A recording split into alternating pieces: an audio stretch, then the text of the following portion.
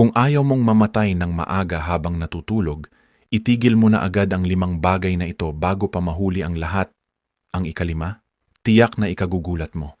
Dahil 80% ng mga tao, ginagawa ito gabi-gabi nang hindi nila alam ang panganib. Makinig kang mabuti. Maaring mailigtas nito ang buhay mo. Panoorin hanggang dulo at ishare sa mga taong mahalaga sa'yo. Una, pagtulog ng nakadapa.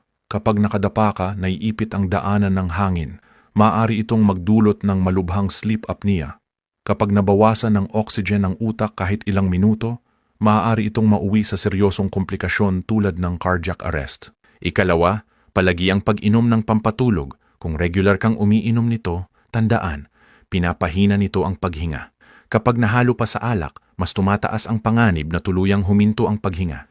May mga kaso ng pagkamatay sa pagtulog na kalaunan ay napag-alamang aksidenteng overdose.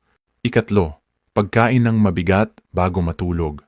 Kapag busog na busog ka bago humiga, napipilitang magtrabaho ng mas mabigat ang puso habang tinutunaw ang pagkain.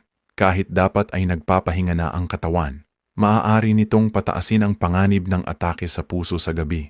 Ikaapat, pagtulog na malapit ang cellphone sa ulo. Ang tuloy-tuloy na exposure sa ilaw at signal ay maaaring makaapekto sa kalidad ng malalim na tulog.